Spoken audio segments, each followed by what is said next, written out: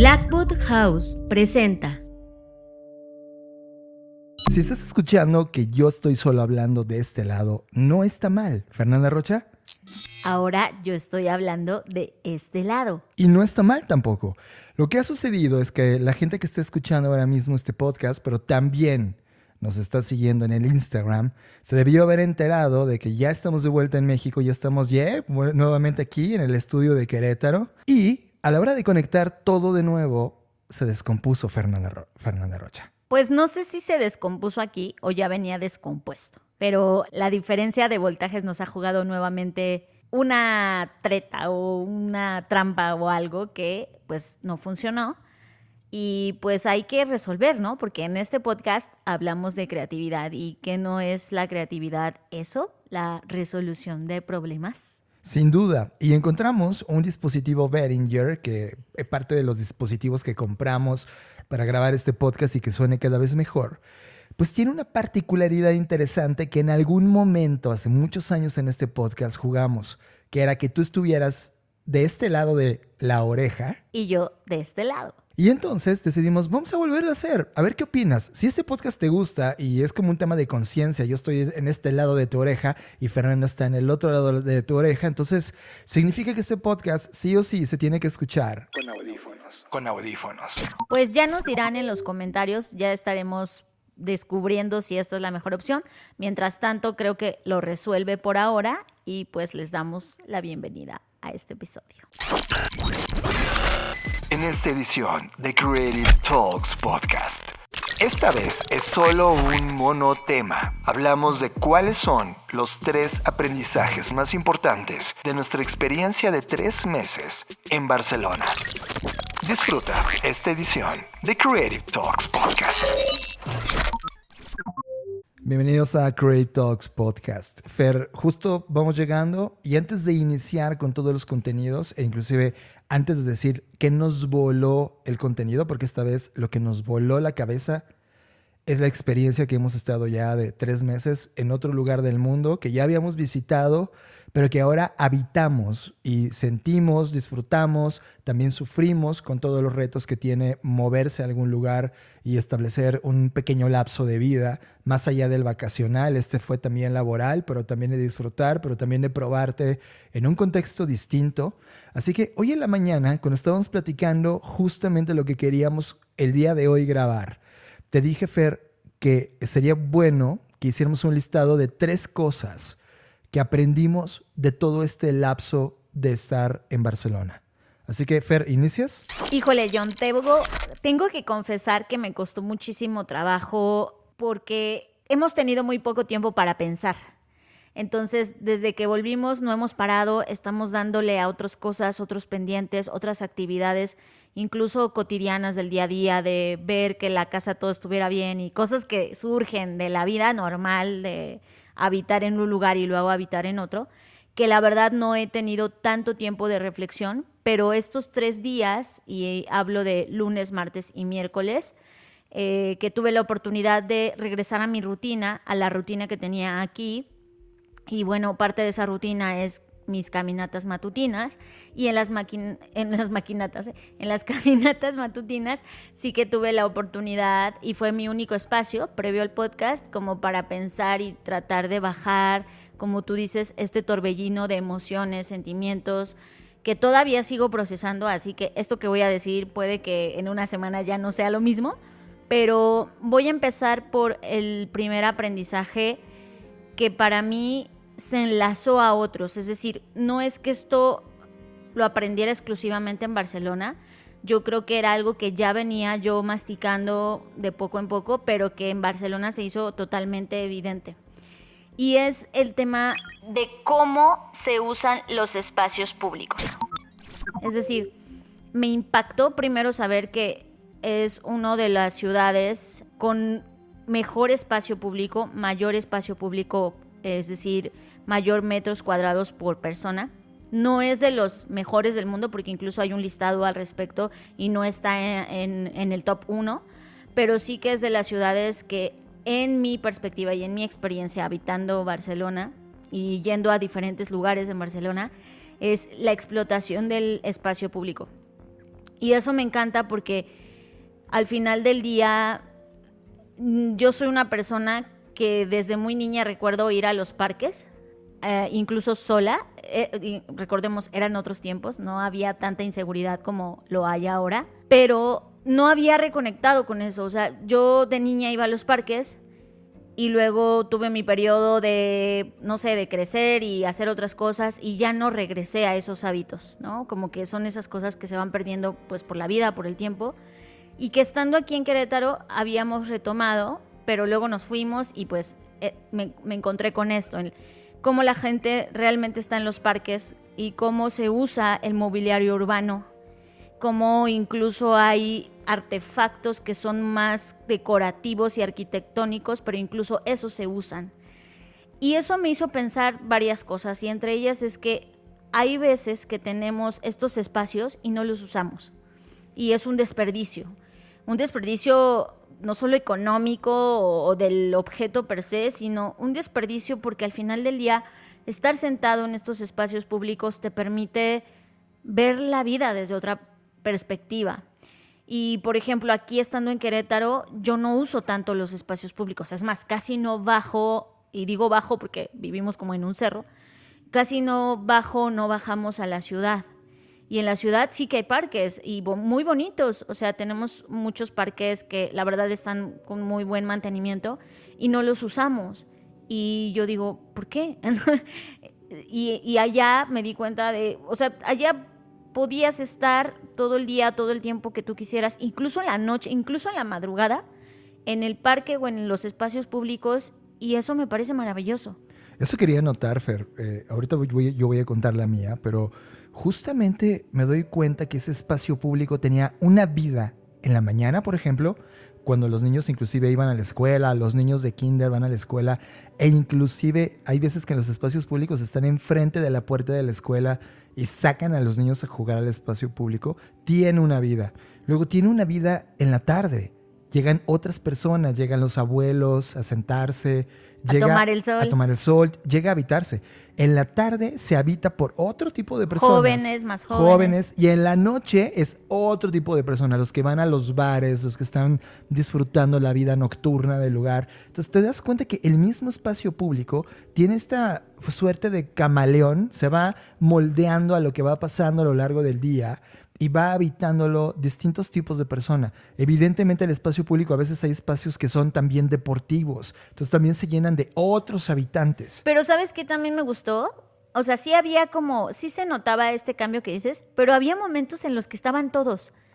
O sea, veías a ancianos, jóvenes, niños en el mismo espacio. Sí, más o menos en el atardecer. Ajá. Porque una cosa que sucede también en aquellos lares es que amanece medianamente temprano. Aquí en América amanece más temprano, o sea, el sol se levanta más temprano, pero atardece, o más bien, anochece tardísimo. Son 10 de la noche y Por está ejemplo, el sol. en Madrid a las 9:45 está cayendo el sol, 9:45 de la noche. En Barcelona eran solo minutos anteriores. Es decir, anochece tan tarde que el día es tan prolongado que permite que la vida en la calle se sienta increíblemente larga, que haya demasiada luz y por lo tanto se habitan estos espacios.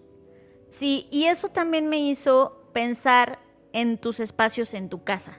O sea, tengo la fortuna, y sé que esto lo digo desde el privilegio, pero que el lugar que habitamos hoy, pues es muy amplio en comparación con los espacios en Barcelona del interior, y tiene ¿no? su jardín, ¿no? Y tiene un jardín.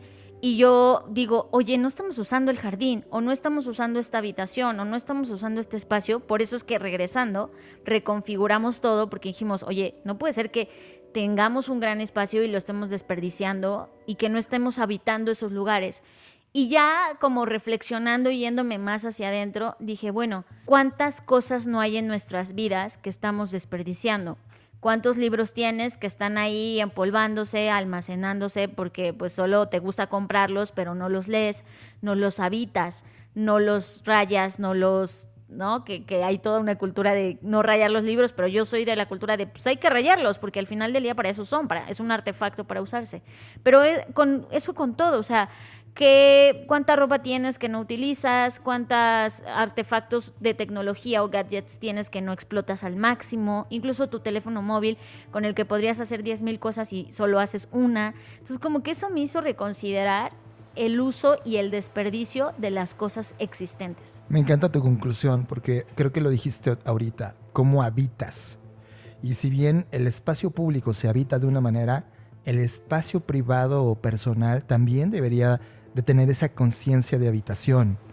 Y me encanta, Fer, porque en ese lugar vivíamos en un departamento tan pequeño, pero tan pequeño. En comparación con el donde hoy estamos, por supuesto, pero además que es un modus vivendi general. Obviamente quienes están alrededor de Barcelona ya pueden acceder a un chalet o a un espacio más grande, pero la verdad es, o solamente en la zona de Poblenou, que ya hay como lofts de 2 pisos, etcétera, pero en la generalidad de la ciudad, la gente vive en espacios muy reducidos. Así es, y te deja sentir un poco de cómo se vivió en aquel entonces en Holanda o Países Bajos, como hoy es bien dicho, donde el metro por cuadrado, por persona, era de los peores del mundo. Y hoy este fenómeno del acortamiento de espacios está presente en todos lados.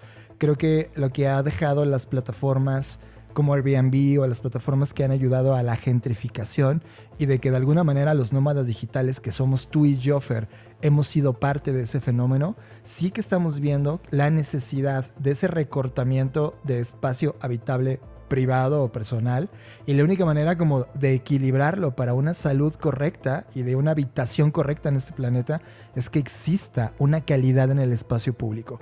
Y coincido contigo, Barcelona tiene un espacio público formidable, y estando por ejemplo en el Izaba, mucho de lo que tenían en el museo, porque entrando a esta institución en el primer piso hay un museo abierto que tú habitas con distintos proyectos, y estaban hablando justo de este espacio público y estaban diseñando desde artefactos nuevos públicos para el espacio público hasta nuevos planteamientos de cómo usar espacios públicos o espacios, Fer, que nadie estaba utilizando, como las azoteas, que también son parte de lo público urbano dentro de todas las ciudades. Entonces coincido, en verdad coincido. Creo que esta recomendación que tú tienes, esta reflexión del espacio público, me parece fascinante, Fer. Y solo quiero mencionar, porque esto se enlaza con la salud, y eso es con el último punto que quiero cerrar sobre este primer aprendizaje.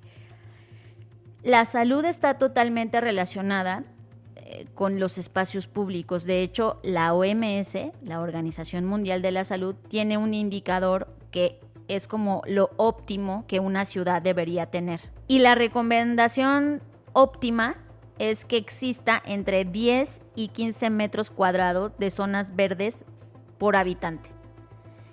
Y eso, o sea, evidentemente me quedé preguntando, ¿no? Y claro, también, insisto, hablo desde el privilegio, porque hay zonas en las que ponen, y voy a entrecomillar, espacios públicos, pero que no se pueden habitar, ya sea por la inseguridad o porque no les dan mantenimiento o porque están en lugares donde dices, ¿cómo esa persona se va a sentar? Y no voy lejos, ¿no? Hace rato que salimos a caminar, vimos que en esta zona donde vivimos hay 2 bancas debajo de un árbol, pero el árbol ya creció tanto y no lo han recortado, no le dan mantenimiento, que es imposible sentarse ahí.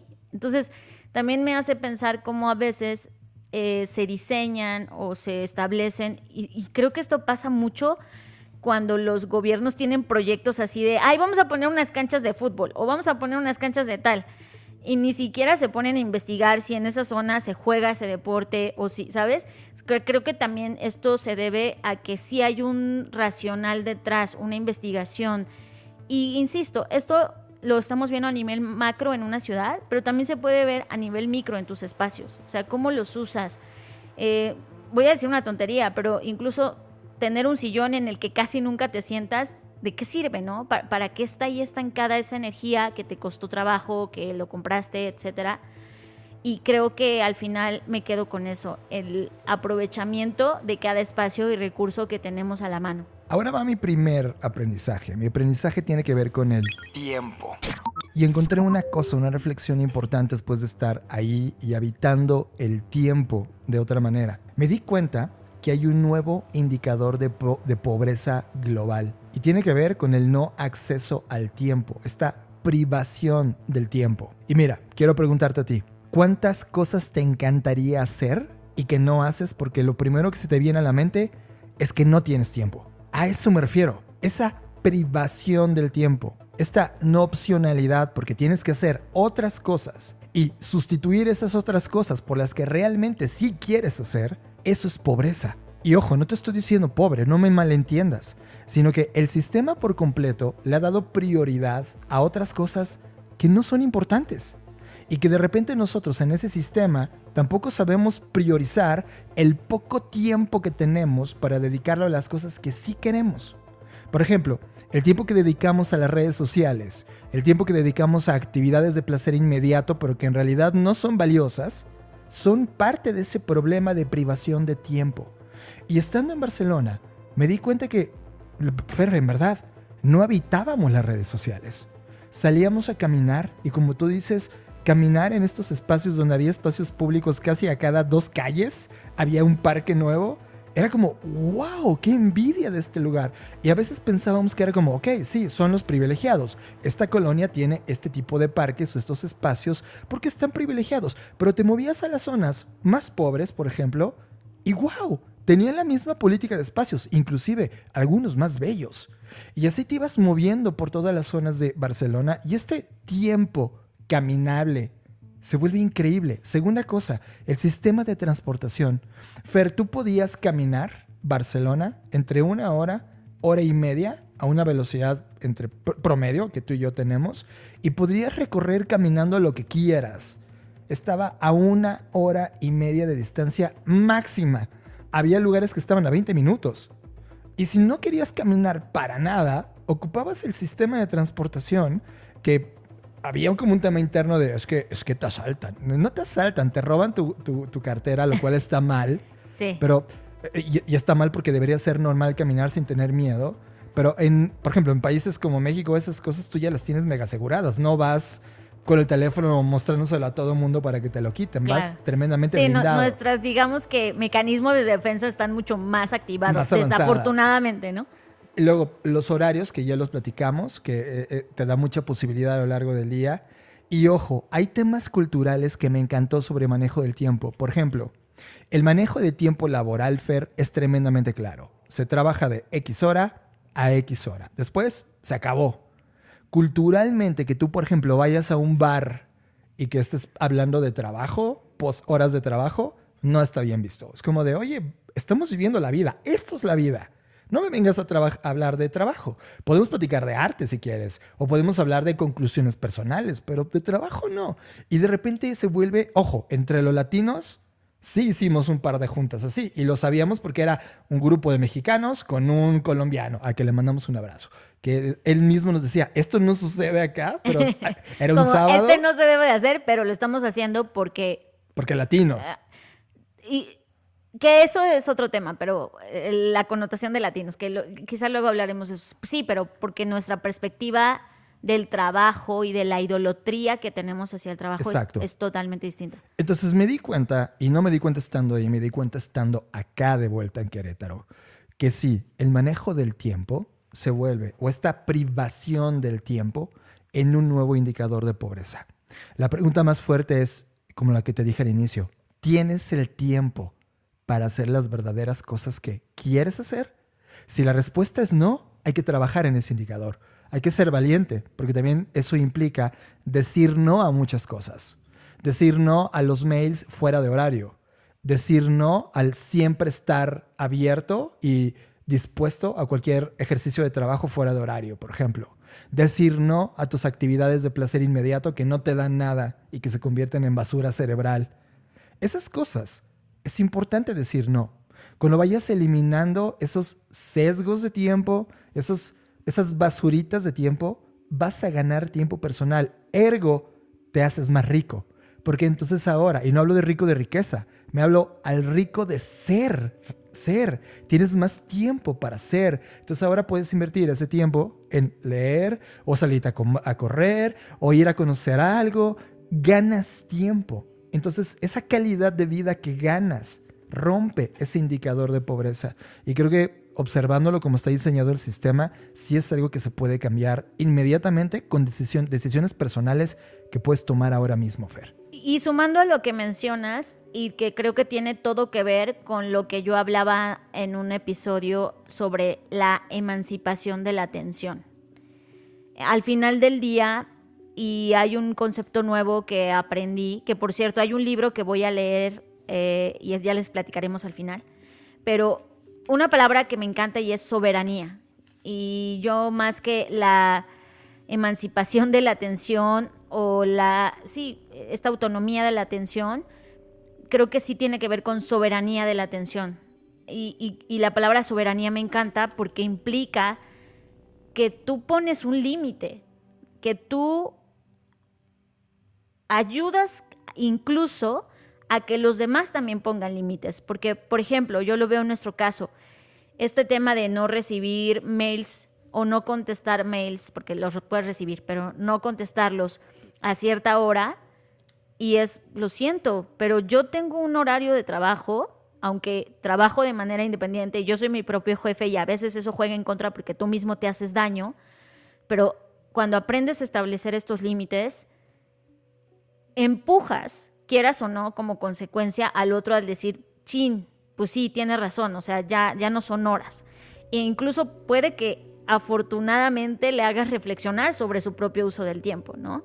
O sea, ¿a qué voy con esto? Es que estos cambios de comportamiento podrían incluso generar este círculo virtuoso en el que la gente diga, oye, esta persona pues no le gusta ser contactada después de horas de trabajo, y eso es lo correcto, ¿no? Y creo que, insisto, con esta tendencia que tenemos de no, es que hay que dar todo en el trabajo y todo por el trabajo, nos quita esa soberanía de, pues sí, pero el trabajo no es toda mi vida, es una parte de mi vida. Y si no eres tú quien exige y reclama de vuelta ese tiempo, los demás no lo van a hacer por ti. Y eso es algo duro de aprender, pero es totalmente cierto. O sea, los demás no van a decir, ay, John, es que no te voy a mandar correo porque pobre de ti, no te voy a molestar. Claro que no, la gente no va a pensar en eso.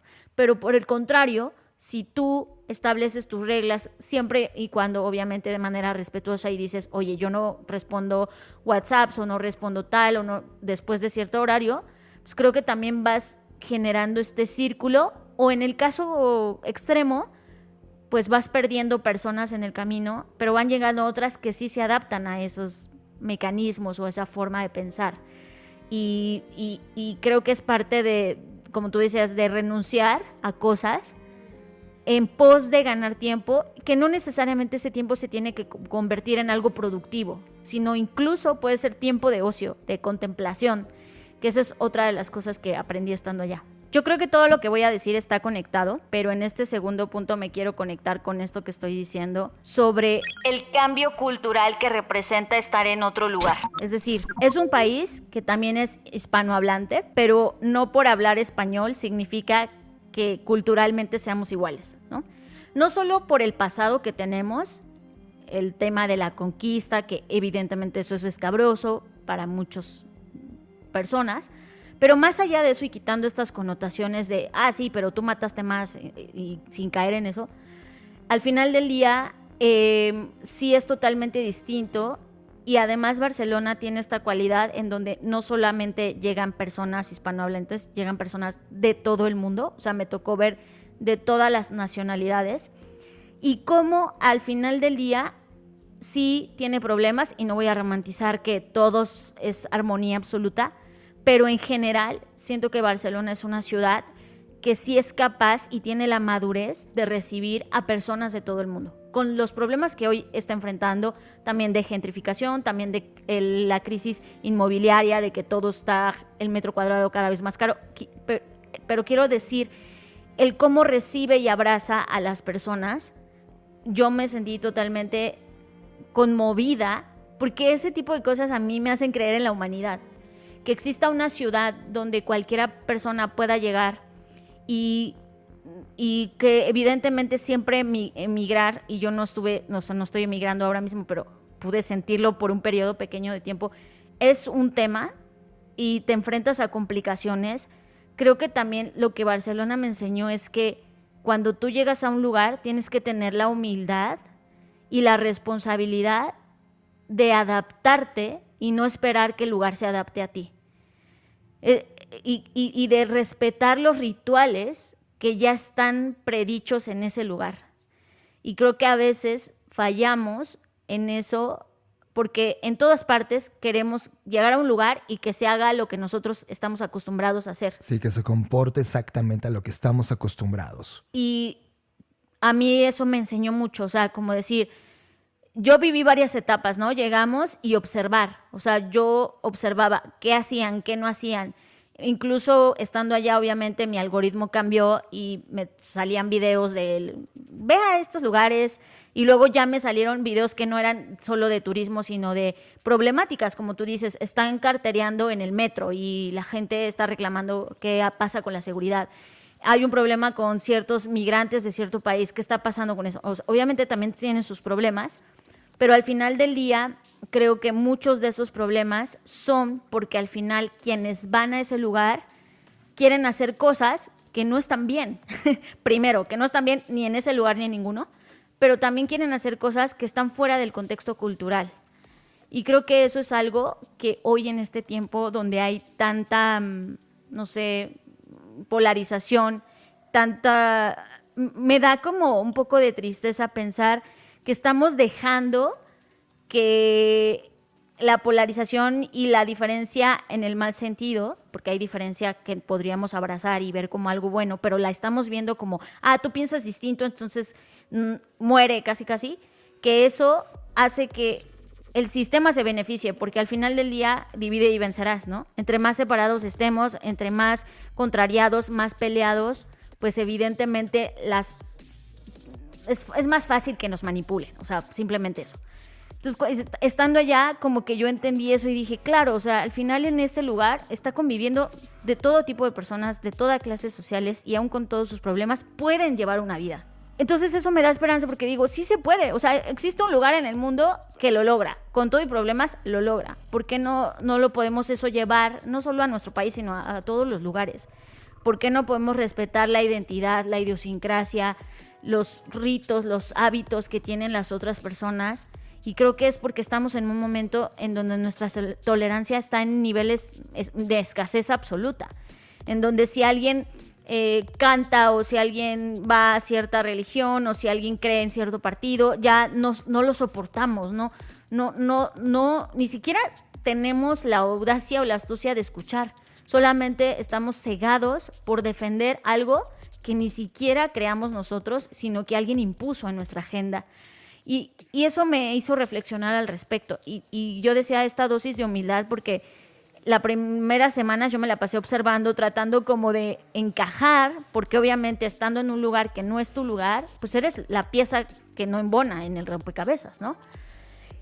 Y cuando me di cuenta que afortunadamente, insisto, vuelvo a hablar desde la suerte, la fortuna o no sé cómo llamarlo, en que nos acogieron también, nos abrazaron tanto, nos abrieron camino, pues eso me hizo sentir como, ojalá yo algún día pueda hacer sentir esto a alguien, ¿sabes? O sea, como decir, quiero ser esa persona que te ahorra el sufrimiento en algo. Por eso mi insistencia en, no sé si alguien me dice, oye Fer, quiero dedicarme a dar conferencias como tú, yo estoy en la mejor disposición de decirle, y voy a entrecomillar mis secretos porque en realidad no tengo ningún secreto, es como, pues si puedo ayudar, ayudo, porque creo que debemos dejar esta idea de, pues yo sufrí de los 10,000 obstáculos, ahora tú los tienes que sufrir también, ¿no? Y es, pues no, si podemos ahorrarle eso a alguien, si podemos introducirle, abrazarle en una empresa, en donde estés, de una manera que ahorres ese sufrimiento, al final del día te lo estás ahorrando también a ti. Es que eso me enseñó, ¿sabes? Como que me sensibilizó al decir en qué cosas de mi vida diaria puedo hacer que la transición sea más sencilla, y también me hizo entender que cuando vas a un lugar, cualquiera que este sea, vas al extranjero o incluso a una casa que no es tuya, a una empresa que no es tuya, a un lugar de visita, lo primero que hay que hacer es escuchar y observar y después intentar integrarte o incorporarte respetando todos los hábitos y constructos que hay en ese lugar. Eso me lleva a mi segundo punto, que es casi idéntico, Fer. Mi segundo tema es la colaboración. Y déjame abordarlo desde este punto donde tú ya lo pusiste en la mesa. Creo que a lo largo de la historia de lo que aprendimos de Barcelona, Barcelona tiene una simbiosis entre los catalanes y el pensamiento local, pero la ayuda y colaboración de ideas nuevas que han nutrido la ciudad. Cuando volteas a ver la arquitectura, el arte, la música, las ideas, muchas provienen de otros lados. Hemos visto artistas que caminaron las calles de Barcelona para crear obras que nunca hubieran sucedido si no hubieran estado en Barcelona, porque ocurre esta fricción ideológica, y no fricción desde el punto de vista malo, sino la fricción como esta lucha de tesis y antítesis generando síntesis todos los días, a todo momento, en las calles y en las casas y en los hoteles y en los museos de Barcelona. Y creo que culturalmente ellos están abiertos a la colaboración. Cuando Germán nos recibió, tienen que saber que Germán es un colombiano que ahora está en Barcelona desde hace muchísimos años y ha venido trabajando con temas de inteligencia artificial, tecnología, diseño, innovación, y es formidable. Y en algún momento nos contó, en algún momento cuando llegó a Barcelona, alguien lo recibió y ahora él está recibiéndonos a nosotros. Y de repente nos dimos cuenta que decir una idea de, oigan, deberíamos hacer esto, de repente se juntan 3 o 4 instituciones, un lugar que dice háganlo aquí en este lugar, y de repente en 2 semanas tienes un plan, porque todo el mundo tiene una puerta abierta a la colaboración, siempre y cuando evidentemente la colaboración haga sentido. No vas a poner una idea. A eso me refiero, culturalmente. O sea, no vas a llegar a proponer en una zona donde está prohibido el nudismo a decir, oigan, ¿y si nos desnudamos? Pues no. O sea, sí, que hay zonas de las playas. Claro, hay lugares, ¿no? Abiertos. Pero déjame llevarte esto, y lo viviste y lo vas a recordar cuando visitamos el Liceo, y fue la primera vez que lo vimos.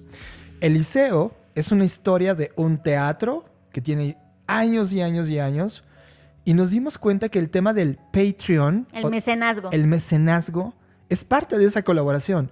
Tú cuando volteas a América Latina y dices mecenazgo, te dicen, ¿qué? ¿Qué es eso? El mecenazgo es una suerte de colaboración financiera que tú aportas para un proyecto en específico en el cual crees.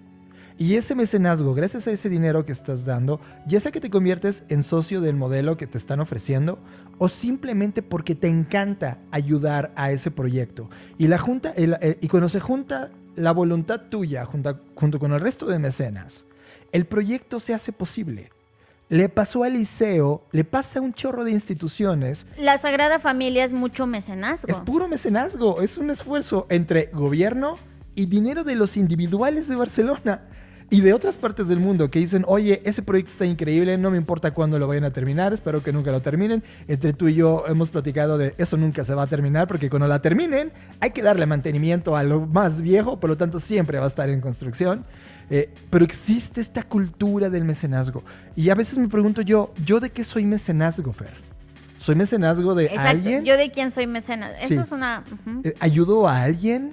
¿Dono con mi conocimiento, ya sea en especie, en tiempo o en dinero, a la construcción de algo que tal vez ni siquiera voy a gozar yo? Eso en Barcelona sí se hace.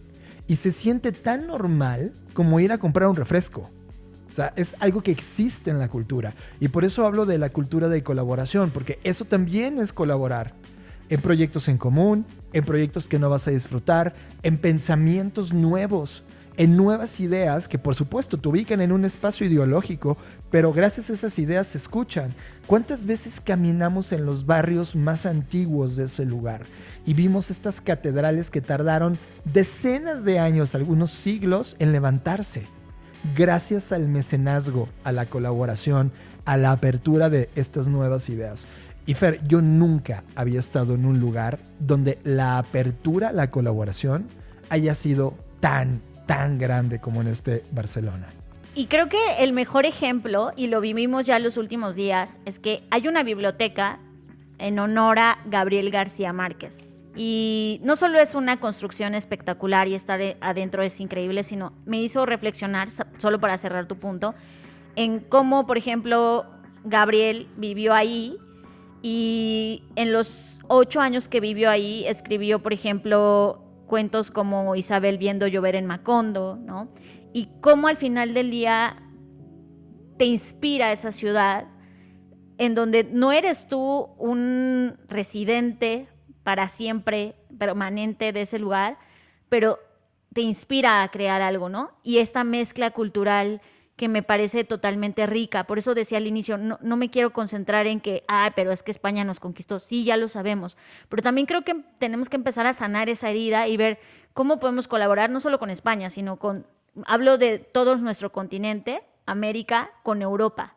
Porque creo que hay tantas cosas en común, pero también hay tantas cosas que nos complementan que podríamos colaborar de maneras increíbles y que hemos visto proyectos que colaboran, artísticos sobre todo, que el arte siempre es como el más abierto a esto, en donde hay personas del continente americano, personas del continente europeo trabajando en algo y salen cosas increíbles, porque esta riqueza de perspectivas pues hace que las cosas se vuelvan maravillosas. Y Fer, quiero solo poner una idea en la colaboración. Siento que la colaboración existe a ese nivel porque Barcelona no es cómodo. O sea, no es esta comodidad de que estamos acostumbrados. Espera que ese es mi tercer punto. Ok, entonces no lo quemo, pero está increíble. Sí, el tercer punto es que si tú tienes la oportunidad de viajar, no importa si al extranjero, a otra ciudad y estar ahí un tiempito, creo que hay una cosa y de hecho hace muchos años yo escribí un artículo que se llama Viajar no te cambia la vida. Y en ese artículo yo decía, viajar no te cambia la vida, porque en mi experiencia viajando había visto mucha gente que cuando viaja hace exactamente lo mismo que hace en su lugar de origen. Entonces mi crítica era, si vas a viajar, se supone que vas a ir a explorar cosas. ¿Por qué te aferras a hacer lo mismo que haces en tu país? Ahora ya no soy tan dura en la crítica porque ya lo veo desde otra perspectiva, pero sí hay algo que me enseñó Barcelona y es, tienes que estar dispuesto a incomodarte. Y no solo hablo de Barcelona, en cualquier lugar que vayas, no te vayas en lo cómodo, no vayas a hacer lo mismo que haces en tu lugar, no vayas a comer lo mismo que comes en tu lugar, no vayas a tratar de buscar personas con las que buscarías en tu lugar. Creo que es tener la oportunidad de viajar, y yo no estoy aquí para decirle a nadie cómo viajar, pero esa es mi experiencia y mi aprendizaje, es que uno debe estar dispuesto a incomodarse. La disposición es importante porque la disposición abre todos tus sentidos. Y yo este viaje lo hice con disposición. Con disposición a enfrentar mis miedos, con disposición a conocer personas y a exponerme a situaciones sociales en las cuales de facto sé que no soy tan buena, pero estaba dispuesta a atravesar ese proceso de incomodidad. Estaba dispuesta a que me pasara de todo. Estaba dispuesta a que, no sé, hiciera algo mal y alguien me regañara y esto no se hace aquí, no sé, estaba muy dispuesta a todas las cosas. Y esa disposición, esa apertura y esa disposición a incomodarme me hizo tener una experiencia, yo creo que 10x más a que si yo hubiese ido aferrándome a, no, tiene que ser de esta manera o de esta otra manera. Me enseñó que eso es la vida. O sea, al final del día, eso regresándolo a mí, estando aquí, etcétera, me hace pensar, con esa misma actitud, Fer, con la que te fuiste allá y esa disposición, con esa misma actitud tienes que enfrentar y hacer frente a la vida. Porque si uno va por ahí no, yo ya tengo esta idea y voy a estar cerrada a esto, que, ojo, y lo acepto sin problema, yo he hecho eso muchas veces y hay ideales que voy a seguir defendiendo hasta mi muerte, seguramente, pero hay otras cosas en las que estoy dispuesta a experimentar. Hay comida que no he probado y estoy dispuesta a probarla. Por más, guácala, yo no comería esto, estoy dispuesta a hacerlo. O personas que yo diría, no me quiero juntar con estas personas, hoy estoy dispuesta a hacerlo.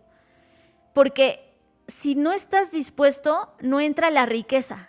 Y eso me di cuenta estando allá. O sea, Barcelona, si fuera una ciudad que cerrara sus fronteras y dijera, mira, aquí no van a entrar ni estas personas, y ni como lo han hecho otras ciudades y otros países de Europa, no sería lo que es.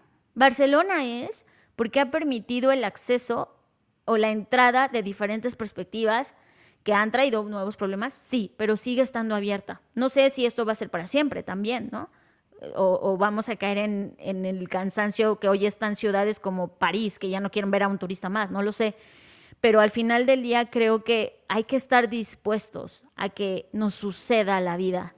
A veces vamos ahí y sé que es un mecanismo de defensa, porque nos queremos proteger y no queremos que nada nos pase, pero también en esa sobreprotección que hacemos a nosotros mismos, perdemos la oportunidad de vivir cosas que a lo mejor estaban increíbles y que tú por miedo o por protegerte y cerrarte y decir, no, esta es mi verdad y con esto me voy a morir, te pierdes la experiencia de a lo mejor vivir algo que nunca más ibas a poder volver a vivir, ¿no? Y yo estuve en esa situación, yo estuve abierta y la verdad es que siento que eso también cambió el cómo nos veían desde afuera.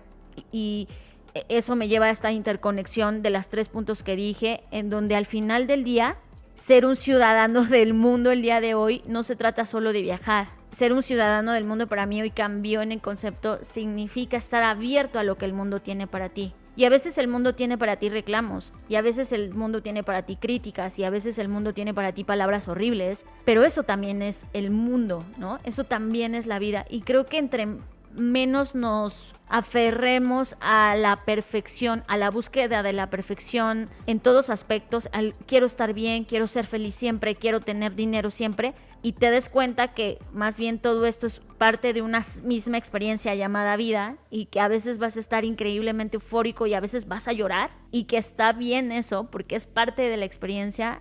Creo que hace más rico porque vas tomando cada cosa como un input que nutre tu mente, que nutre tu experiencia, que nutre tu aprendizaje y que al final te hace tan rico que te da la oportunidad de compartir eso con alguien más. Y eso es una lección lindísima. Iba a decir sobre el tiempo porque tú ya lo mencionaste y no quería repetir, pero para no repetir, con esta experiencia quiero cerrar con el decir, estemos abiertos, seamos más tolerantes. Está bien pensar diferente y está bien no estar de acuerdo, porque no podemos aferrarnos a que un día todo el mundo nos vamos a tomar de la mano y vamos a decir, a la de 3 todos estamos de acuerdo en esta. Jamás va a pasar, es que nunca ha pasado. No sé por qué aspiramos a cosas que son prácticamente imposibles. Lo que tenemos que hacer es aprender a vivir en esa incomodidad y en esa diferencia. Y creo que está bien defender tu punto, está bien si tú piensas, y ha pasado en este podcast todo el tiempo, tú piensas de una manera, yo pienso de otra, debatimos y a veces la gente se espanta y dice, no, pues ya nos han escrito, no, pues como pareja ya no la están haciendo, seguro va a fracasar porque todo el tiempo están discutiendo y es, ¿por qué el discutir se nos hace tan malo? ¿Por qué el discutir? O sea, como que es inconcebible discutir con la persona que amas. Y es, no crean que nos peleamos, o sea, no crean que acaba el podcast y ya estamos peleados para nada. O sea, al contrario, se afianza más nuestra relación porque nos conocemos más en nuestra diferencia y eso es lo que hace, en este caso, estoy hablando de nosotros porque es donde yo tengo juego, eso hace que yo te ame más, porque al final del día conozco más de ti y sé que hay cosas en las que tú y yo nos vamos a morir y nunca vamos a estar de acuerdo, pero estoy bien con eso.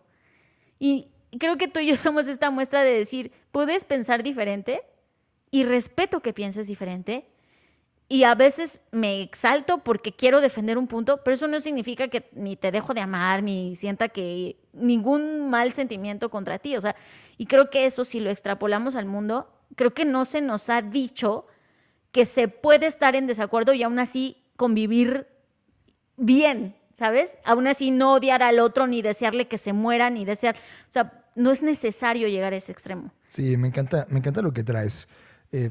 Sí podemos decir, Fer, que caminamos todo Barcelona en las colonias donde opera alguien en su cotidianidad que vive en Barcelona. Sí. La caminamos entera. Y toda la parte central de Barcelona la caminamos 100%, cada calle. O sea, Sí. puedo decir que barrimos. Si esto fuera un mapa, está lleno de color las calles, completamente. Para observar esto, porque fueron demasiados días. Y todos los días salíamos a caminar. Era bestial. Y no salíamos 10 minutos, salíamos horas. Impresionante. Eso nos llevó a definirle y ponerle apodos a ciertas zonas. Por ejemplo, había una calle en particular que yo le llamaba, ¿te quieres ir por Gran Theft Auto?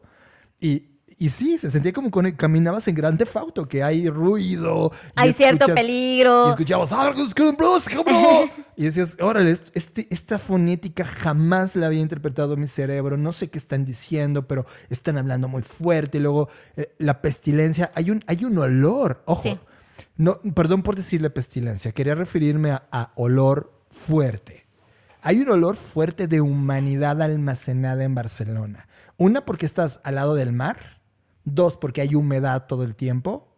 Tres, porque las temperaturas, a pesar de que estés a 24 grados, que es una temperatura hoy fresca para nuestros tiempos, se siente la humedad y el calor, y eso hace que transpire la ciudad y huela la ciudad.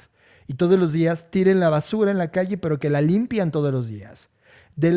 ¿Cuántos tuvimos? Más de 90 días en Barcelona. Solo una vez vimos pasar, por ejemplo, 2 ratones. Sí.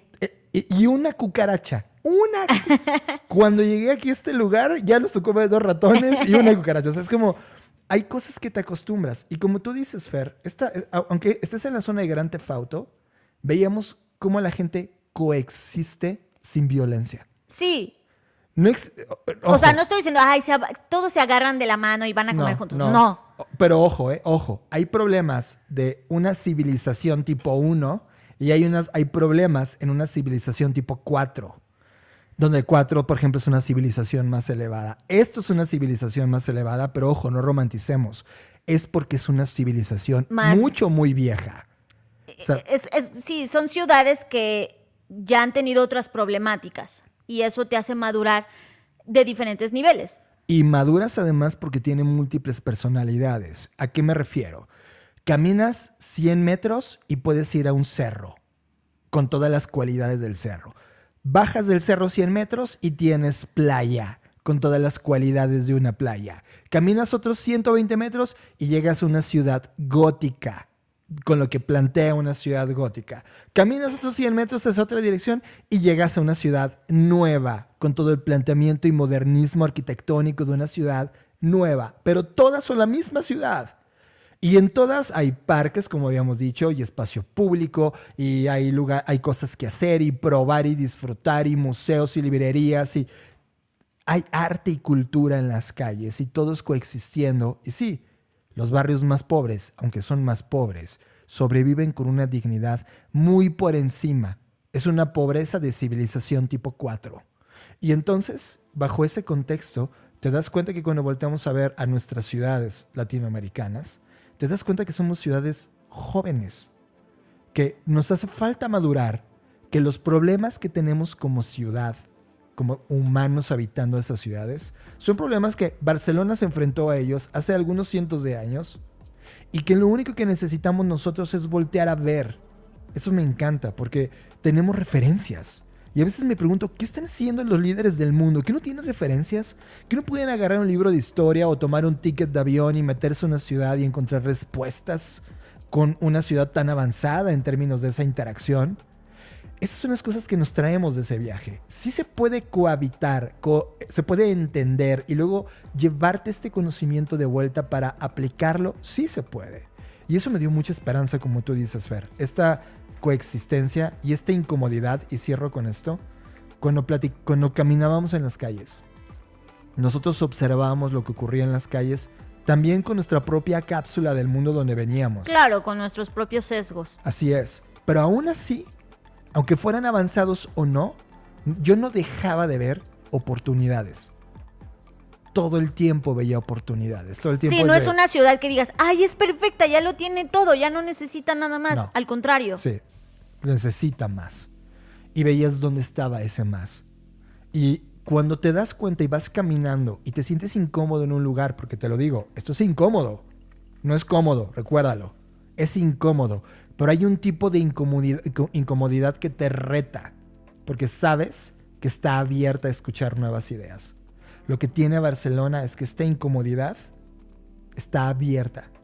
Y eso significa mucho para las personas que llegan a aportar a la ciudad. Que por eso yo decía, o nombré esta apertura como disposición. Creo que acá tenemos el talento, tenemos un país precioso, o sea, es real que estando fuera dices, puta madre, o sea, tenemos todo, ¿no? Ajá. Y creo que lo que no estamos teniendo ahora, y me incluyo porque soy mexicana, vivo aquí, no por haberme ido unos meses ya cambié de nacionalidad, o sea, ¿no? Lo que está pasando es que no estamos teniendo disposición a escucharnos en primer lugar y luego entendernos en segundo lugar. Colaborar. Y luego mecenazgo. colaborar en tercer lugar, ¿no? O sea, como que estos niveles se abrirían, desde mi perspectiva, si tuviésemos disposición. Y hoy no la estamos teniendo. O sea, hoy es una pelea que no nos va a llevar a ningún lado y que lo único que va a ganar es división. el que esté en el poder. Y no quiero hablar de partidos unidades. Simplemente el poder como ente. Si no nos ponemos a mirarnos a nosotros mismos, a estar bien con nuestras diferencias y el decir, sí, tú le vas a tal equipo, yo le voy a este, pero vamos, o sea, podemos colaborar Sí. pese a eso. Porque antes que nada, y eso creo que es el cierre de esto, Falta mi número somos, 3. para mí, somos humanos. O sea, es que se nos olvida que no somos una nacionalidad. No somos, o sea, a veces creo que esta división geográfica y todo nos limita tanto y nos pone tantas cajas y tantas barreras que olvidamos que tenemos 1000 cosas en común. Y creo que eso es volver a eso, a la comunidad, que es lo que hay en común.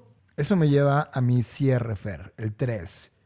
Y es una palabra que ya conocemos. Es más, ya conocemos desde hace 20 años o más. Glocalidad. Glo de global, localidad de lo local. Glocalidad. Y pasó al inicio del podcast. Cuando intentamos volver a conectar la tecnología que ya teníamos y nos dimos cuenta que el manejo energético y el enchufe necesitaba regresar a lo que ya conocíamos y que el manejo de energía había quemado lo que ya conocíamos. Me di cuenta que, claro, esto que está pasando es glocalidad.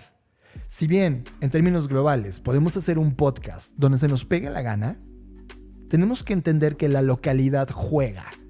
Y la localidad me refiero culturalmente a todo lo que engloba lo local. No solamente las herramientas, sino la forma de pensar. La energía eléctrica que corre por los cables de tu casa. Es localidad. Entonces me di cuenta lo importante que es, sí, muy bien, yo puedo grabar esto o ser esto o pensar esto en cualquier lugar del mundo porque estamos viviendo un momento donde yo no sé, Fer, pero creo que soy el primero de toda mi familia que tiene esta oportunidad de viajar a este nivel por el mundo. Claro. Y no lo hablo con un punto de vista de presumir, sino de la oportunidad histórica que tuvo que ocurrir con mis ancestros para llegar a este momento. Y lo valoro y lo cuido y lo aprecio porque me doy cuenta que tú puedes jugar un juego global, pero necesitas tener esta flexibilidad para entender lo local, que era mucho de lo que tú decías cuando enlazabas este tema de la incomodidad y lo que importaba en cómo lo abrazabas. Yo lo veo como si fueras un bambú. El bambú tiene unas bases sólidas en sus raíces. No puedes negar quién eres. Somos latinoamericanos. Que por cierto, la palabra latino es una palabra muy discutible de ese lado de Europa. Claro, ¿no? Ya platicaremos. Ya platicaremos. Somos latinoamericanos o hispanoamericanos. Podría ser un término muchísimo más correcto, hispanoamericanos. Los hispanoamericanos tenemos una cultura muy arraigada y no quiero caer en el nacionalismo, porque aquí empiezan y tal vez los peruanos van a decirnos, es que Perú, pero también los colombianos. Está bien, pero esas son nuestras raíces. Son cosas identitarias que te identifican. Sí. La raíz te mantiene en un suelo de donde veniste, donde creciste, que te forjó. Pero la flor, más bien, no, la planta que creció de esa raíz, la única planta que puedo pensar que me puede ayudar a la localidad es sin duda el bambú. Porque el bambú puede crecer recto hacia arriba y ser duro en la base, pero de repente llega un tornado y los bambús no salen volando. Los bambús, gracias a ese suelo, a esa raíz, no se les olvida que son bambú, pero en la parte mientras más van creciendo son más flexibles, de tal manera que se mueven a la localidad contextual. Si el viento es demasiado fuerte, son capaces de flexionarse para no ser arrasados por ese viento. Y son suficientemente fuertes sus bases como para no salir volando. Me encanta porque la localidad, Fer, que tú y yo estamos jugando ahora en este momento de nuestras vidas, nos está permitiendo disfrutar estas diferencias en el mundo. Vamos a ir a Barcelona nuevamente en algún punto. Vamos seguramente a querer estar también en Japón y en cualquier otra ciudad que tú quieras estar, porque es global, se puede. Lo interesante es la flexibilidad y apertura que tienes para el lugar donde visitas, y tiene que ver con el respeto mismo. Por ejemplo, voy a poner algo superficial. Aprendí que no se puede, por cultura, tomar capuchino cuando se me pegue la gana. Hay una forma de tomar capuchino mucho más elegante, y los italianos en este momento dirían, por supuesto, poniendo estos deditos así juntos, que dicen, ¿sabes? Porque es culturalmente así. Es como nosotros cuando vemos que alguien se toma un mezcal de un solo trago, como si fuera un caballito. Le diríamos, no, el mezcal es de besitos. ¿No? Eso me refiero. Si alguien está no dispuesto a dejarse impregnar por la cultura de esta localidad y solo llega a imponer lo único que sabe, no aprendió nada. O a extraer, ¿no? Que creo que tenemos mucho este pensamiento extractivista. Es como, llego a un lugar y lo quiero poseer y lo quiero tomar y es, no. El lugar te vomita. Y entonces la gente dice, no, me fue muy mal cuando fui a tal viaje. Pues, ¿qué es lo que fuiste a hacer? No, pues me oriné en la calle. No te orines. ¿Eso lo haces en tu casa? No. ¿Por qué lo haces allá? ¿Sabes? Sí. Y creo que muchos lo hemos visto en diferentes fases de nuestras edades de vida, que en los 20 tenías este arrojo, pero en los 30 eras esto, y en los 40 te conviertes en aquello, y probablemente, Fer, tú y yo seremos distintos a nuestros 50, 60 y conforme vayamos avanzando. Pero hoy aprendí que al lugar al que vas, también déjate impregnar y respeta. Y creo que con esto, yo soy menos romántica que tú en términos del bambú, pero yo lo veo con los videojuegos. Y uno de mis videojuegos favoritos es Super Mario World. Y algo que me gusta mucho es que Mario, que es el personaje principal del videojuego, nunca deja de ser Mario. O sea, en todos los munditos que él explora es Mario Bros. Pero en algunos munditos él necesita ponerse un traje, como el traje de Tanuki. O el traje de la ranita, o el trajecito de la ardilla que volaba, o no sé qué hacía. Sí. Entonces, creo que eso es. O sea, al final del día, no es que Mario llegaba al desierto y decía, le voy a echar agua porque no me gusta el desierto. No, pues, se tenía que adaptar. Y usaba un trajecito para eso y jugaba en ese mundo. Qué fascinante ejemplo. Se iba al mundo de agua, no era como, voy a extraer toda el agua para que nadie... No, era como, ok, hay agua, me pongo trajecito de ranita y puedo sortear o navegar mejor este mundo, ¿no? Entonces creo que yo me sentía como Mario Bros, en donde Barcelona demandó de mí que yo no fuera la misma persona. Sí. En términos no de mi esencia, no es que allá me comporté de una forma en la que no me comporto comúnmente, o que allá fuera grosera y aquí amable o viceversa, no me refiero a eso, sino demandaba que yo tuviera otras habilidades, otro trajecito puesto. Y al estar dispuesta pude tejer ese traje. Y entonces me sentí más cómoda, y también creo que las personas que me rodearon se sintieron más cómodas conmigo al estar en esta adaptación mutua, en esta adaptación donde estas personas también se llevaron un poco de nuestra esencia, hablábamos el episodio pasado, de nuestra jiribilla, pero nosotros también nos llevamos algo de eso, ¿sabes? Y en esta ida y vuelta de retroalimentación, de dejarse, como tú dices, infectar en el buen sentido de aquello que te es ajeno porque no lo habías visto de esa manera o porque no es culturalmente lo que tú haces cotidianamente, creo que vuelve una experiencia mucho más rica, que no solamente, insisto, no se practica solo cuando vas a Barcelona o cuando viajas, deberíamos practicarlo en la vida. Sí, me pasa, ¿sabes por qué, Fer? estando en Barcelona tuvimos que regresar 2 veces a América. Ajá. Bueno, 3, porque tú 2 y yo 1. Sí, 3 veces. Y por ejemplo, visité Medellín y Bogotá, lugares que amo y aprecio. Y ya me sentía bogotano, por ejemplo. O ya me sentía de Medellín cuando decía, ay, sí, ahora hay que ir a tal lugar y a tal. Te sientes local. Y tiene que ver porque te dejaste infectar por. Entonces, cuando te dejas infectar, obtienes lo mejor de ese veneno. Sí, y creo que ahí está la clave. O sea, por eso digo, no es algo que solo se aplica viajando. Se aplica en tu lugar de trabajo. Ese de finanzas o el de administración que te cae gordo. ¿Por qué te cae gordo? Déjate infectar. Quizás hay algo ahí que Hay algo que te va a dar como que te lección. va a dar como lección. Y las personas que llegan a tu vida son esos viajes también. Y esos maestros también. O sea, creo que a mí es lo que me enseñó Barcelona. Si tú quieres ser un gran artista, un gran creativo, no lo vas a lograr estando encerrado en tu casa y sintiendo que tus ideas son las mejores del mundo. Si tú quieres ser un creativo más completo, más creativo per se, tienes que dejarte infectar más por el mundo. Sin duda. Y es la mejor forma de practicar la creatividad. Dejando entrar esas dosis que a veces son incómodas, que a veces duelen, pero que si no, no podrías descubrir de otra manera. Sin duda. ¿Sabes qué? Para cerrar como esta idea, se me viene una imagen que no habíamos discutido siquiera.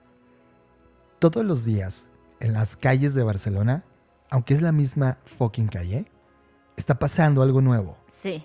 Porque en Barcelona, si algo puede aventar y vomitar, son cosas que pasan. Eventos, intervenciones, arte en la calle, música, personas distintas, caras distintas, siempre.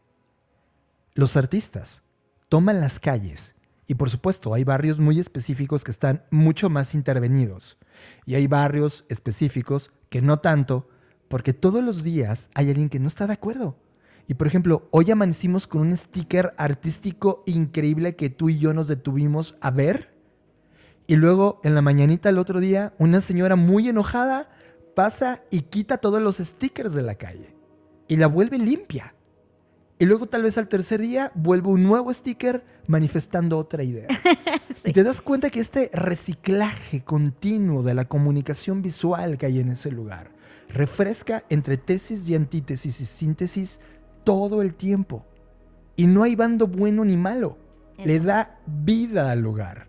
Por ejemplo, nosotros vivimos en Cibatá. Cibatá, tú y yo a la hora de expresarlo, es tan blanco. Estéril. Estéril. Es como si le echaras cloro y mataras todos los microbios. Sí. Y para alguien va a decir, pues es que está bien, ¿no? Pues sí, si te quieres tomar un agua. Pero para un lugar que está lleno de cultura y humanos. No es estéril. Los microbios son ideas. Si hay algo no estéril, somos humanos. O sea, es como somos un cúmulo de bacterias. Somos lo menos estéril que hay en el mundo. Somos una nave de microbios. No nos pueden esterilizar. No existe ese estado. Lo que requerimos ahora son este choque de ideas. Algo que vamos a hacer es tomar este cibatá y quitarle lo blanquito. Lo blanquito no me refiero de manera mala a lo blanco en color de piel. En realidad está pintada de blanco.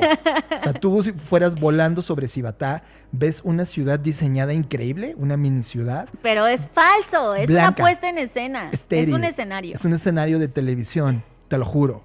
Aquí se puede grabar la serie que quieras de Netflix. Es bestial, pero es insípida. Es como, es insípida, no emociona. No tiene el saborcito. Es como cuando vas a tus tacos favoritos. Te apuesto que están en las condiciones más insalubres, que una persona diría, güey, no comas tacos ahí. Pero esa mugrecita, esa cosita le da sabor. Esa cosa le da sabor y nada más le pones una salsa y ya está todo bien, mano. Se mueve todo.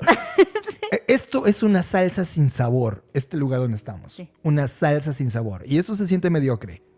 Cuando vas, por ejemplo, a Medellín, ves cultura en la calle, ves colores. Algo que me encanta de cuando hablan de Latinoamérica o hispanoparlantes es que siempre dicen, es que los colores.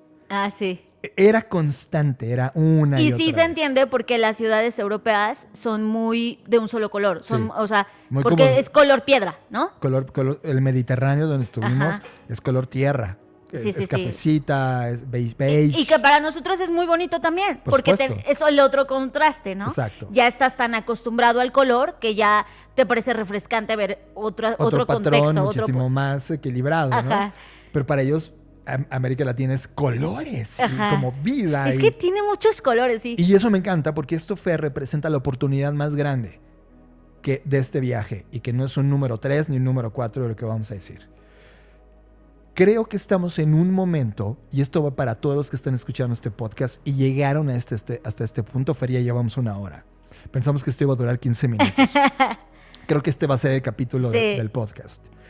Llegamos a un punto en donde decimos, ok, ¿cuál es la ventaja de los hispanoamericanos? O los, hispanoparlantes americanos. O latinoamericanos, porque al final somos lo que nos nombramos, latinoamericanos, ya está. Esto es lo que sucede. Esto es lo que encontramos.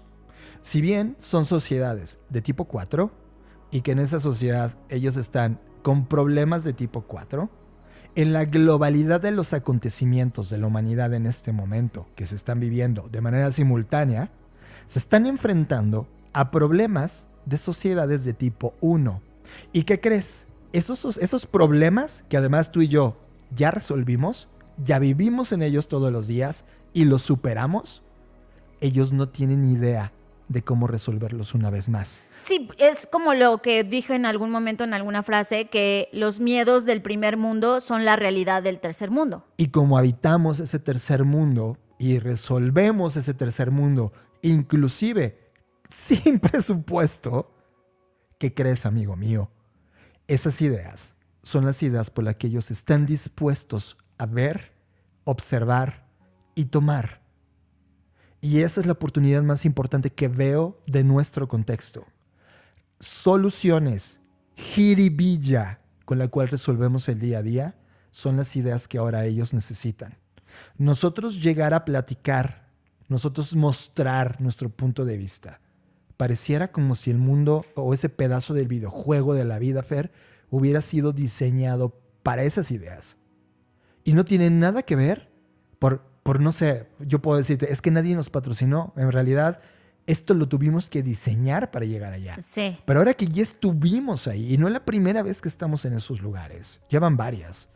Hoy la síntesis es estas ideas que tú como hispanoamericano o latinoamericano o colombiano, quieras, peruano, mexicano. Sí. Tus ideas, tómatelas en serio. Entiéndelas. O sea, es como, a veces haces algo en el día a día que es tan rutinario para ti, pero para otra parte del mundo es tan innovadora la manera en cómo lo resolviste, que lo que necesitas es, y esto es lo más importante quizá de lo que vamos a decir del podcast, no de este episodio, sino de todos los episodios, que el secreto más importante, la ventaja más grande, es ponerte atención a ti. Cómo funcionas en el día a día, cómo resuelves en el día a día. Porque eso, si lo logras ver, simplificar y crear una ecuación que se pueda transmitir para alguien más y lo pueda obtener, esa es la idea, ese es el diseño, ese es el pedazo de innovación, el modelo, la fórmula que se necesita del otro lado. El tema es que te la tienes que tomar en serio, y para tomártela en serio te tienes que tomar en serio a ti. Y ese es el reto más grande. La oportunidad y la puerta está abierta en este momento. ¿Lo vas a tomar en serio o vas a permitir que alguien lo tome en serio y se anticipe? En este momento en América Latina no importa a qué te dediques, al diseño, a la música, a la ingeniería, eres político, no importa. Pero si tomas en serio lo que estás haciendo y el cómo estamos resolviendo problemas, y entonces, ya que encuentras la ecuación, ya que la conociste, ya que te conociste y observaste el entorno, ahora observa el entorno de ellos y compártela. Esa, querido ser humano, es la llave de tus siguientes años, porque el mundo va a necesitar con urgencia estas ideas. Y me parece fundamental comportarnos como una colaboración comunitaria de creadores para poder transmitir esas ideas que el mundo está necesitando. Fer, lo veo con total claridad, lo veo clarísimo. Y que además, al final del día, porque alguien puede estar pensando, sí, pero ¿por qué vamos a exportar nuestras ideas si nuestros países nos necesitan? Por supuesto, pero incluso eso se vuelve una oportunidad porque hemos conocido muchos proyectos que han bajado fondos de esos países en donde hoy sí hay fondos y que los han aplicado a su lugar de origen. Claro. A eso nos referimos. No es como renuncia a tu nacionalidad y a tu país y a tus sueños de local para irte a lo global. No, es por el contrario. Con esas idiosincrasia, con esas ideas, con esa forma de ver el mundo, puedes llegar más lejos de lo que te estás imaginando. Y a lo mejor te pones barreras porque dices, pero estoy aquí en este país donde no están apoyando el emprendimiento o donde no hay fondos para tal cosa. Pues entonces ahí es donde sirve la globalidad. Busca donde sí.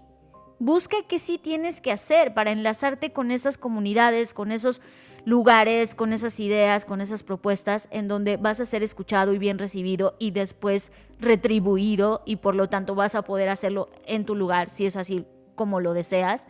Entonces creo que también, por eso decía, se trata de limpiarnos un poco la herida y este resentimiento que está y que no estoy diciendo que no es válido. Sabemos lo que ocurrió y desafortunadamente los genocidios siguen ocurriendo, pero necesitamos superar eso, superarnos a nosotros mismos en ese sentido.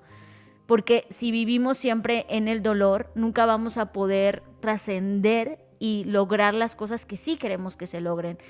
Y eso es parte de imaginar nuevos futuros en los que estas ideas que son consideradas o que por mucho tiempo fueron consideradas como las ideas del tercer mundo, hoy van a ser más que necesarias, como tú lo decías, John, y hoy van a ser indispensables porque ya, como tú dices, es como el miedo de no vamos a tener agua.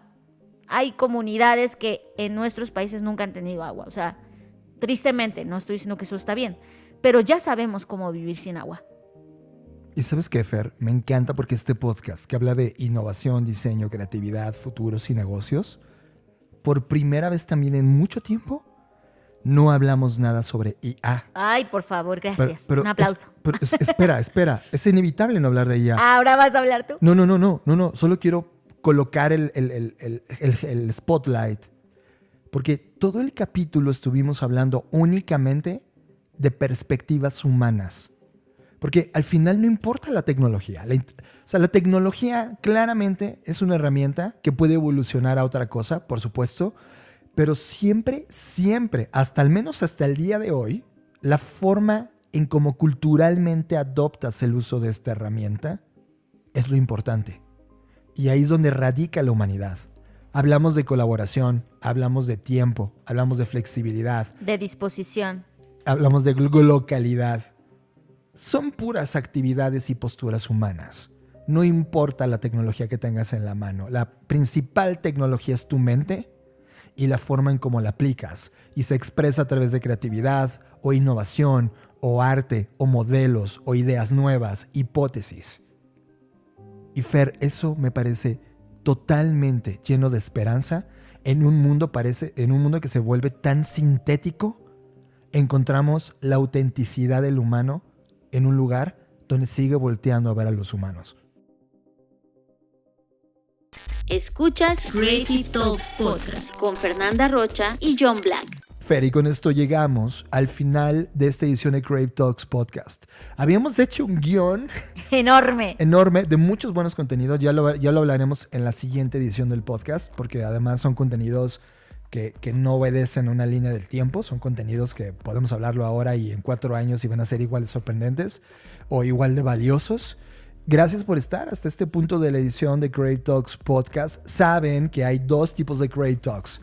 El Creative Talks, que es gratuito, que ahorita estás escuchando, pero hay un Creative Talks que tiene que ver con una suscripción o ser parte de un Patreon. Es una versión extendida. Y en esa versión extendida damos contenidos extendidos, casi siempre herramientas de utilidad creativa o de innovación que se pueden aplicar para algo del día a día y que sin duda con los aportes de los Patreons es que nos permiten hacer estas ediciones gratuitas. Así que si no te has convertido en Patreon, conviértete en Patreon. Si eres alguien que se va a mantener en la zona gratuita, agradécele a los Patreon de que existan.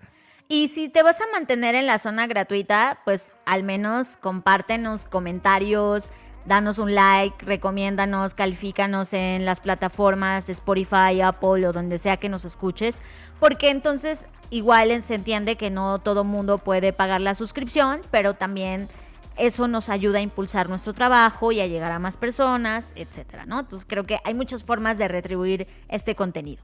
Johnny, antes de despedirnos, yo quiero dar 2 avisos. El primero es que vamos a retomar el proyecto de Bookshake, lo cual significa que vamos a leer libros, pero esta vez quiero que me acompañen en este viaje. Cada mes va a ser una persona diferente, es decir, un mes yo, un mes John, un mes yo y un mes John, y así sucesivamente. A mí me toca en julio y yo voy a leer el libro de Sovereign, Reclaim Your Freedom, Energy and Power in a Time of Distraction, Uncertainty and Chaos, que en español sería Soberanía, reclama tu libertad, energía y poder en tiempos de distracción, incertidumbre y caos.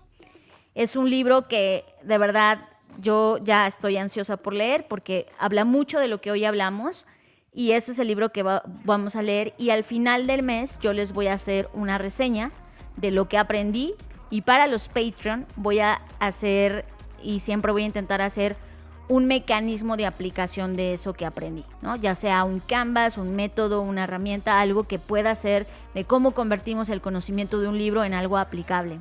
Y eso es lo que vamos a comenzar a hacer. Así que voy a leer este libro de Sovereign, que es Soberanía. No está en español todavía, no que yo lo sepa, perdonen que esté en inglés, pero pues la mayoría de los libros que leemos son así, están así. Son de avanzada, o sea, no importa si es en inglés o en español, son nuevos y los tomamos por instinto porque nos hablan, y casi siempre en el 95% de las ocasiones tenemos tan buen gusto, Fer, que son libros que después de 5 años todo el mundo comienza a leer. Bueno, espero que así sea con este libro porque me encantó. A veces también vamos a leer libros viejos, pero no lo sé, no sé en qué balance va a estar eso porque pues es como se nos da la gana. Pero ¿sabes qué, Fer? Me encanta que regrese Bookshake porque si ciertamente estando en Barcelona no leímos un libro en particular, o sea, no nos clavamos en uno, leímos como nunca para entender qué estaba pasando con esta industria. Hoy tenemos una foto tremendamente clara y eso significa que para los que son parte de la comunidad de la BCI vamos a retomar estas sesiones mensuales. Pero ojo, las vamos a dividir en 2. Va a haber una sesión gratuita de acceso para todos los de la BCI y va a haber una versión extendida para los Patreon. Exclusiva para los Patreon. Entonces, o sea, como usted se dará cuenta, los Patreon tienen muchos beneficios. Muchos beneficios, y además los Patreon tienen acceso a muchas otras cosas que vamos a ir liberando que no pudimos liberar en este último trimestre por estar en Barcelona hablando de temas de IA. Y de hecho, Fer, si te parece muy buena idea, yo ya empecé a tirar ideas, pero a los proyectos con los que estuvimos colaborando, en la medida de lo que ellos puedan contarnos y que evidentemente quieran contarnos, quiero entrevistarlos para que nos den su punto de vista filosófico del proyecto, cómo llegaron a esta versión. Creo que de todos los proyectos que hay, todos son muy buenos, pero hay 2 o 3 que me volaron la cabeza y que me parece un proyecto que en 10 años con eso sea tan realidad, en un universo que la gente va a decir, oh, eso es como el Black Mirror, ¿no? Sí, exactamente. Eso que fuimos a hacer a Barcelona con ellos y que fueron su mente girando y conectando con todas las metodologías que seguimos en clase y lo que estuvimos haciendo en el tiempo allá, terminaron en hipótesis brutales, y creo que eso se puede compartir. Entonces también vamos a estar haciendo eso. Me emociona mucho de los contenidos que vienen. Y el último llamado para el taller de tendencias, análisis estratégico de tendencias, que va a empezar en el mes de julio, el primer sábado del mes de julio empieza. Así que todavía están a tiempo de suscribirse. Si están interesados, manden un mensaje por WhatsApp, que es 5583695959, o métanse a la página de blackschool.rocks y ahí van a ver el taller de análisis estratégico de tendencias, por si les interesa, porque esta es una pregunta que la gente me hace mucho, pero ¿cómo cazan tendencias y cómo hacen el reporte? Bueno, pues aquí es donde se va a enseñar eso y cómo se aplica a una estrategia. Entonces, ya avisados están, no me vayan a salir con que a Chuchita la bolsearon y no se enteraron. Ahí están los avisos. Pues gracias por estar en esta edición de Create Talks Podcast. Fernanda Rocha. Nos vemos en el futuro. Escuchaste Creative Talks Podcast con Fernanda Rocha y John Black, un podcast de Black Creative Intelligence, presentado por Blackbot, Black School y Black Bull. Nos vemos en el futuro. Blackbot House presentó.